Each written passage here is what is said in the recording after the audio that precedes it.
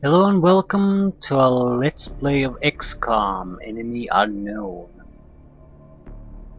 I suppose this is most closely related to UFO Enemy Unknown, sort of a modern remake, with its own twist on things, and it certainly isn't following the same plot, so...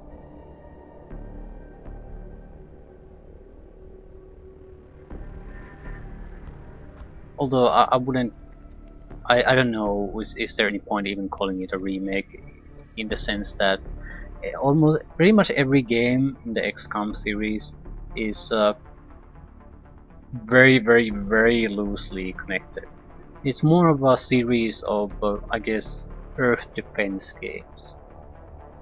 Sometimes you defend the globe, sometimes you defend a mega city, sometimes you fly off in space, shooting up UFOs.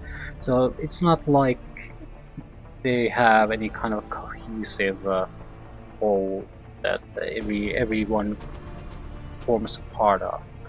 So I guess this is just another newer take on the same concept.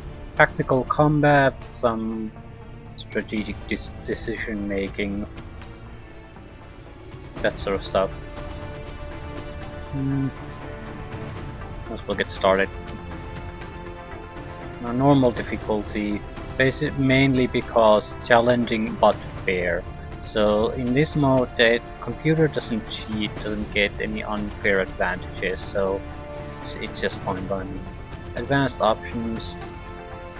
Iron Man, basically we couldn't save, which is rubbish. It's more of a if you want to challenge yourself.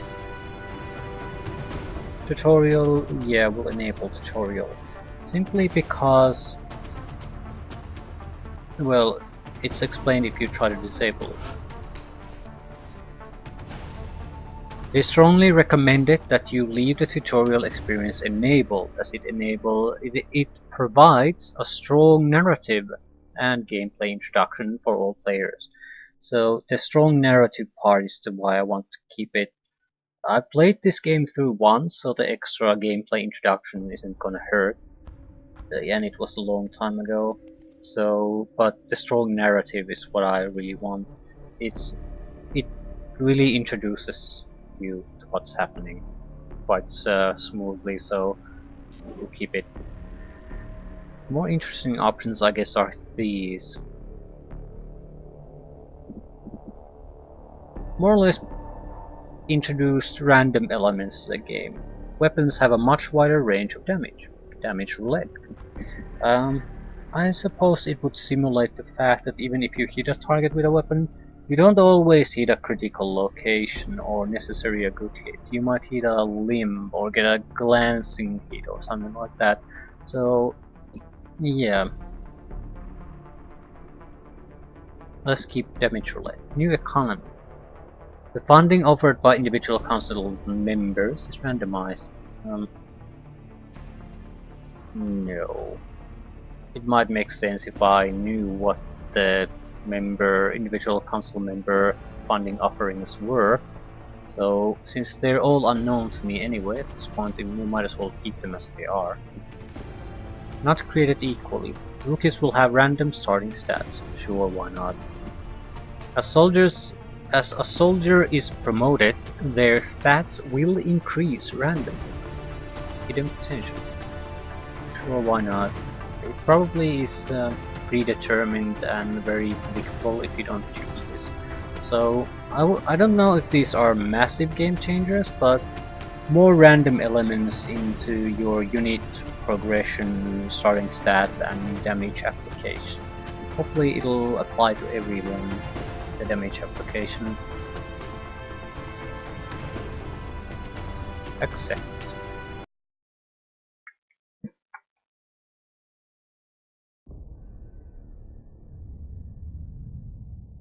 Two possibilities exist.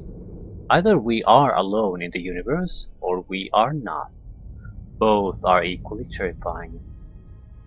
No, they are not.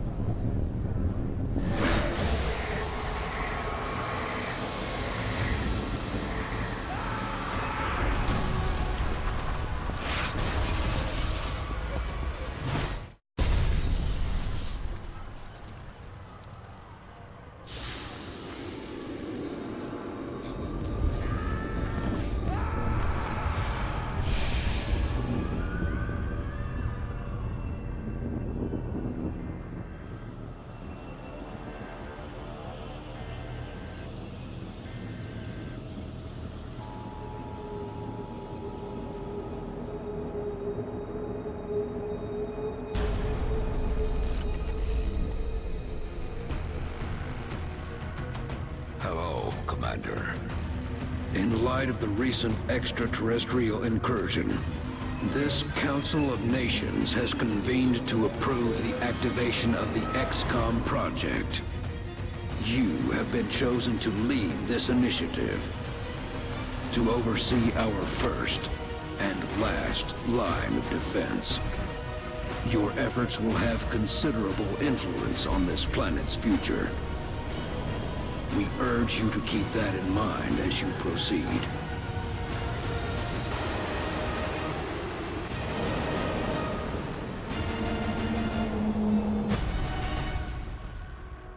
Good luck, Commander.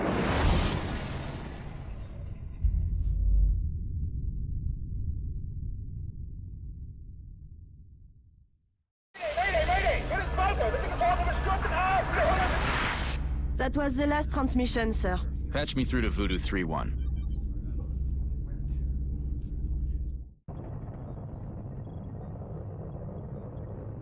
You are being deployed to Germany. At 1900 hours Zulu, several unidentified objects fell to Earth. After ruling out the possibility of a downed satellite, we now believe these objects to be extraterrestrial in nature. Shortly after impact, German officials received reports of mass hysteria and freak weather around one of the impact zones. Then things went dark. At 2100 hours, a chopper carrying a German military recon team went down in the area after they reported being fired upon. As you know, Germany is a member of the Council, and they have requested our assistance. Our mission is to assess the situation on the ground, ascertain the current status of the German recon team, and investigate the extraterrestrial objects. Central out.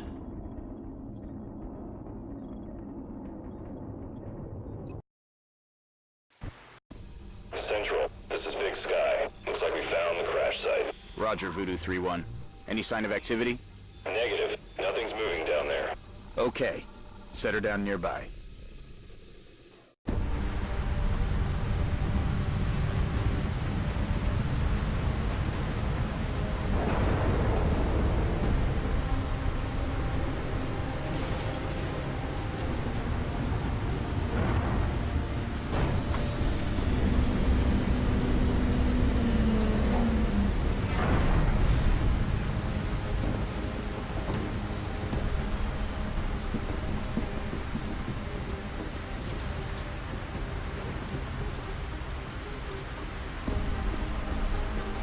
Central, you getting all this? Copy that, Delta Squad. First things first. Let's get you out of the open and into cover. Whatever did this could still be out there. Delta 1, take point. Take cover behind that debris directly in front of you.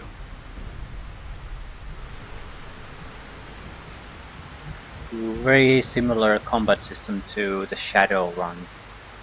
Newer incarnation of the Shadowrun role-playing game, which incidentally should be having a new expansion in summer 2015. Hong Kong. Sort of looking forward to it because the Dragonfall, the previous expansion, was very good. So I'm wondering, are they able to repeat the feat, or is it going to go down in quality like the main game was fairly weak? Soldier can move up to 2 times per turn. The number of remaining moves is indicated in the soldier's unit flag. These two. I wouldn't say they're remaining moves. I would say they're action. You can take 2 actions per turn because firing is all. Throwing a grenade is also an action. So you can move a huge amount, or you can move and shoot, or you can stay put and fire a few times. Good. So now advance to the vehicle nearby. it has its positives, although it has negatives too, which I don't like. The point system is better, in my opinion. However, it has negatives, meaning it forces the player to count points, but that's something a computer does very well. So if you could program a system that basically visually shows you the ranges you can move into and things like that, so have the computer do them automatically, the negatives of a point system would basically be would disappear. This is simple, easy to understand, but it has its limitation. It's too simple. Still, Delta it's 2, a your workable turn. Move up to system. the debris. That thing isn't going to offer you much cover, but it's better than nothing. There's full cover straight ahead. Advance to that position. Cover can Delta be 3, destroyed, move to that vehicle dead ahead. so hiding behind a vehicle is not going to protect you if something starts to really shoot at you. Central, I have movement. 30 meters north of my position. Police vehicle. Roger.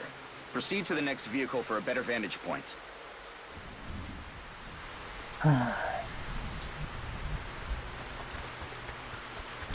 Delta 4, go check it out. It's a long way from your position, and there's no available cover between here and there, so you better double time it.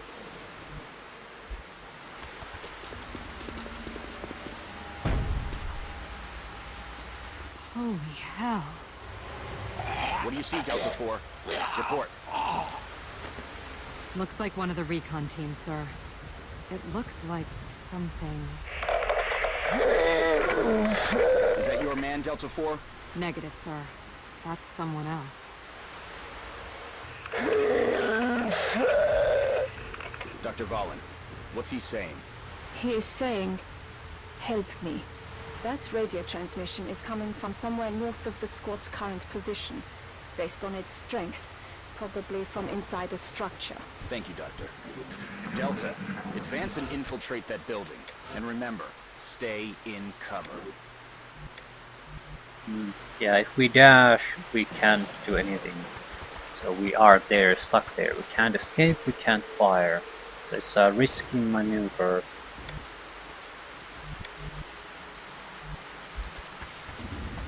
Central, I got a lot of blood here. Roger. See where it's coming from. Central, I think I just found another one of the recon team. Or what's left of him. But this doesn't make sense. Looks like he's been dead for a week.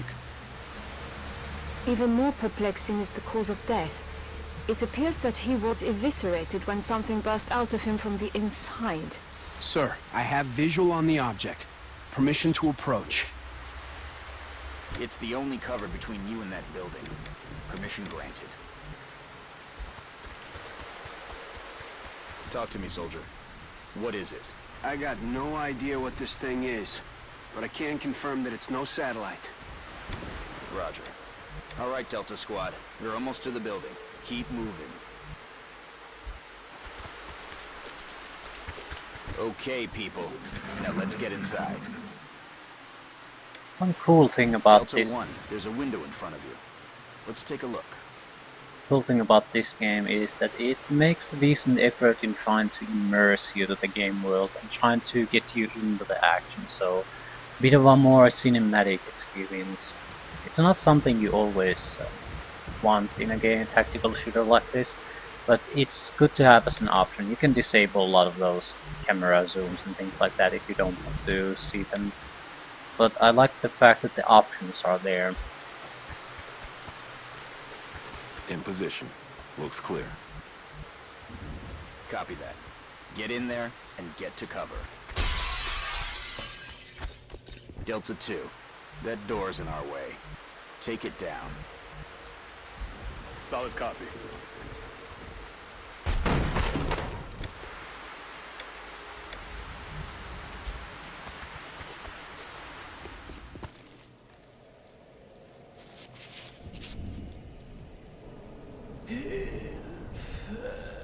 Central, we have eyes on the target. He's armed. Copy, Delta 3. Okay, everyone. Get into position nearby, but do not approach. Doctor, see if you can communicate with him. Tell him to drop his weapon. I will try. Hallo, können Sie mich hören? Wir sind hier, Ihnen zu helfen. Bitte lassen Sie Ihre Waffen fallen. He appears to be in shock. Keep your eyes open, people. I don't like the looks of this. Yeah, it's a trap. And the guy is having holding a grenade and a weapon, so it would be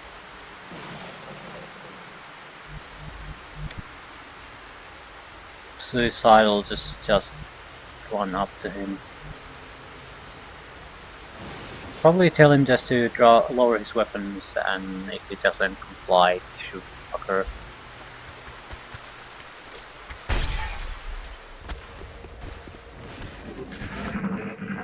Truly wounded enemy wouldn't, I mean a guy on your side would not hold alive a grenade and a weapon like that. There's definitely something wrong.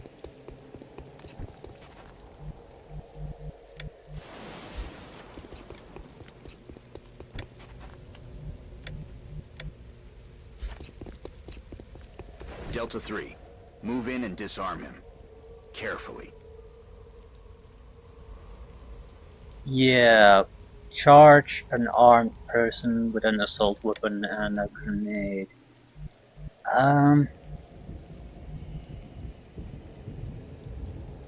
Well, he's Russian. He's used to this sort of shit.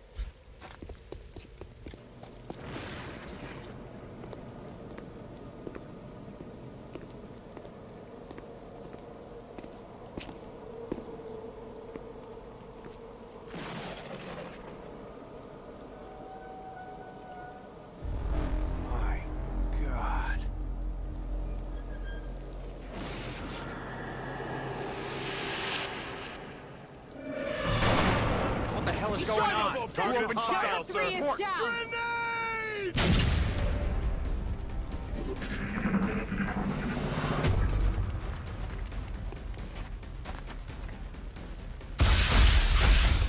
He's down! Delta 1 is down!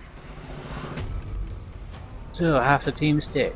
Central, we're taking fire from multiple X-rays! This guy's got me pinned down, taking heavy fire! Damn it! Delta 2, you're flank 2. Find some better cover.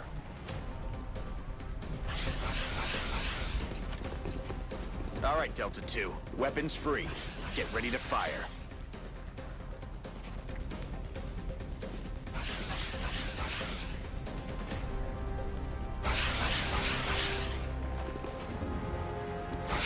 Yeah.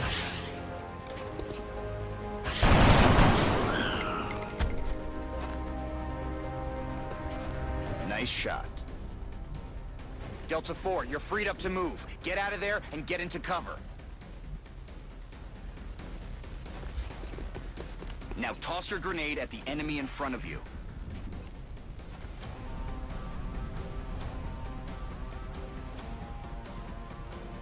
Does 3 points of damage.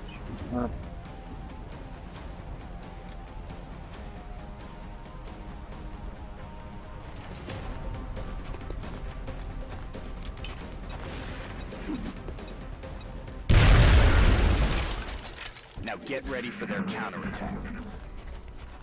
Look out, Delta 4. There's another one coming in behind you. Damn it. It's just you now, Delta 2. Let's tip the odds in our favor. Look around for a position where you can flank the enemy. That's it. You have a clear shot from that position. Fire. Fire.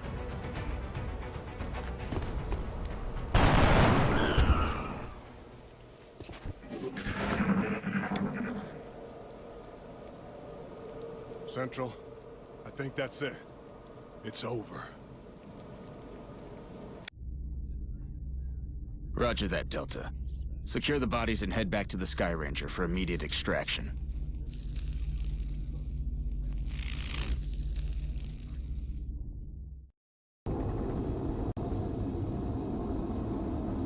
So, one survivor. And now the normal game starts. Identify base location. You pick the continent basically, and I think you get a continent bonus out of that. Maybe we can only put it in North America or Europe. Future combat. All projects in the Foundry and the Officers Training School cost 50%. Autopsies and interrogations are completed instantly. Monthly XCOM funding increased by 30%. Laboratories and workshops cost 50% less to build and maintain. All aircraft and aircraft weapons cost 50% less to purchase, build and maintain. I have no idea why some of these are rated somewhat. Ooh, maybe we have to choose North America or Europe. Monthly XCOM funding increased by 30%. Autopsies and interrogations are instant. I put here. No, yeah. North America or Europe to start with. Laboratories and workshop cost or maintenance, or all aircraft weapons cost less. Purchase, build and maintain. The thing is that how big of a deal is this?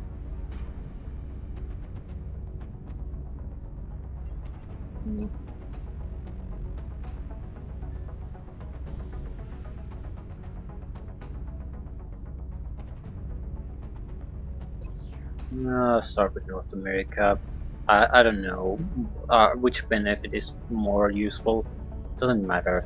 Affirmative. We are coming home.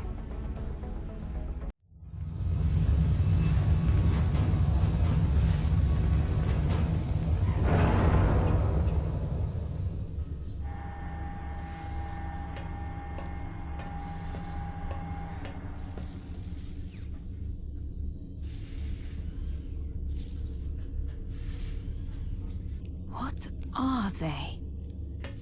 Whatever they are, they nearly took out a squad of our best soldiers. If you'll excuse me, doctors, the commander is waiting in mission control. Their technology is far beyond ours. Then I'd say our work is cut out for us, Doctor.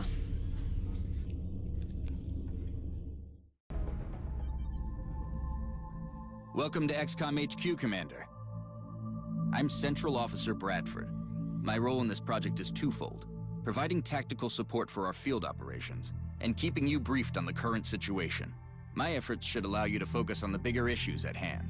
Speaking of which, we have a soldier waiting for a promotion in the barracks. I'll let you get to it.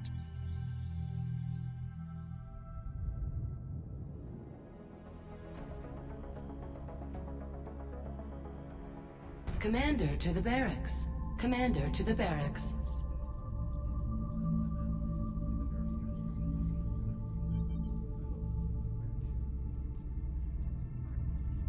Commander, the soldier is waiting for you in the armory, which is located there in the barracks.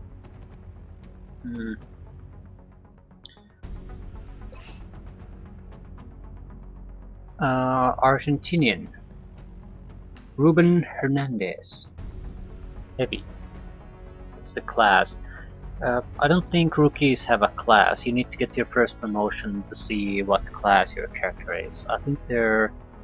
I'm not sure what the names are, but there's a heavy weapon user, a sniper, some kind of assault class, and maybe some sort of support classes. At least 4 different classes.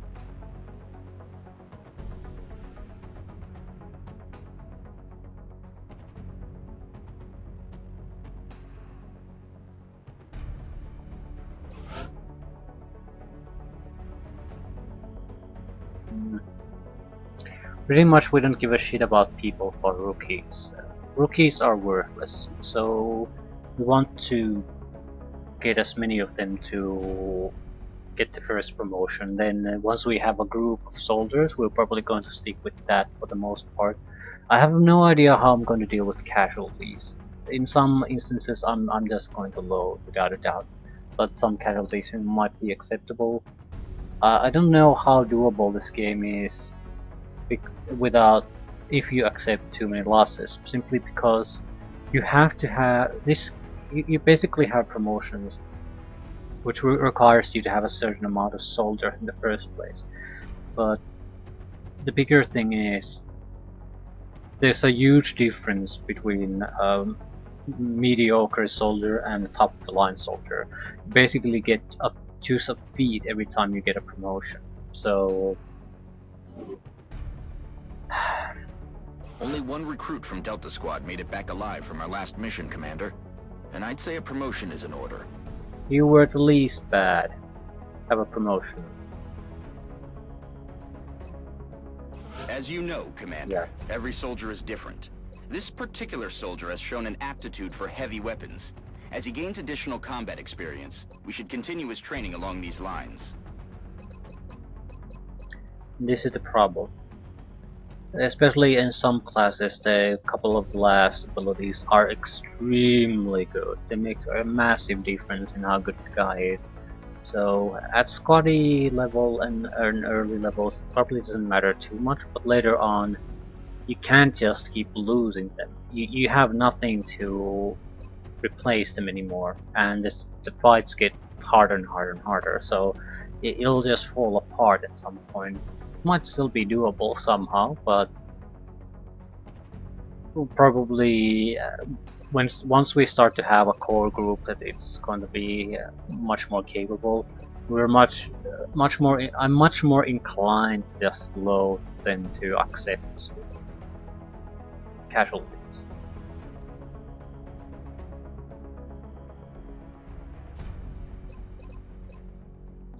Fire rocket. Fire a rocket using an equipped launcher. This ability cannot be used after moving nor more than once per mission. Here are some of the negatives that pop up with this simplified design. Certain weapons, like grenades, you don't have an inventory. You have a set amount of certain things you can pick with you, and an ability can be like the ability to have 3 grenades in a mission instead of 1. So you can't have extra clips because I don't think there is. Can't run out of ammunition.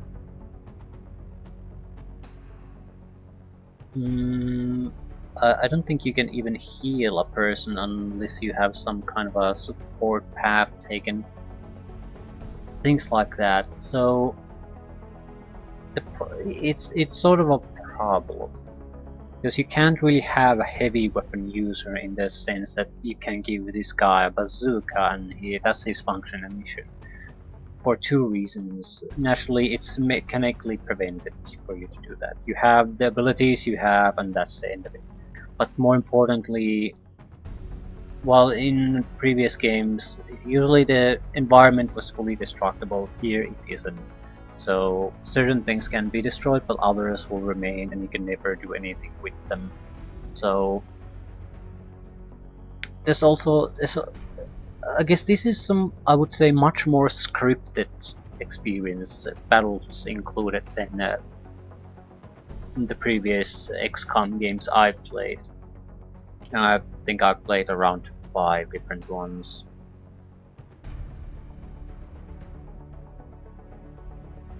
And then the ability to destroy the environment as you wish opens up interesting tactical opportunities. And ability to have certain people just carry a huge load of grenades or heavy weaponry allows you to better utilize those things. Here, everything is too standardized. It's how the game wants you to be equipped and played, and nothing else. Literally, you cannot do anything else. This soldier will now carry a rocket launcher in addition to his standard weapon. The aliens won't know what hit him. Oh, Dr. Valen asked to see you in the research labs, Commander. It sounded important. That's nice. Commander to the research labs. Commander to the research labs. Nice save. I'd like to say, because this isn't the most stable game in the world, I think I've taken a few precautions to increase the stability of the game, but I can't say how well they work until we get more into the game. It's one of the reasons I've only played through this once. I was willing to go through with the occasional crashing ones, but the game isn't amazingly good, which means problems with crashing and things like that wear down the experience quite a bit. So I'm hoping the extra precautions I've taken will mean the game won't crash too much, but you never know. We'll deal with the rest of the base situation some other time. There should be at least limited amount of base building involved too. Can I zoom out? Probably somehow. Mission control. No, I don't think we can do anything now. We can at least look. We could. This has to be a way to zoom out. We are zooming out. I see. It's probably part of base building, so you can see what's going on. We can still build deeper, and there are certain caverns here. Probably this is very likely a possibility to build a thermal power plant, some things like that. So you do have limited base building, and you do have to make some choices with that. But it's not as doesn't have as many options as it had in the UFO or XCOM Apocalypse or things like that. You can't really just stick your base wherever you want. Again, streamlining. There are benefits to this, but also some negatives. The benefit is it's really simple to understand, and it's really hard to screw up, while bad decisions in the previous games can lead to a lot of lost, wasted money, and you don't really understand how to build good bases, how many bases you should build, and things like that. That's something that comes after you played some time. Here, it's very hard to screw up. The game sort of holds your hand for some times to make sure everything is set up to go smoothly before you have even the limited options the game offers you. Still, at least now we've gotten started. We have one okay soldier and a lot of trash.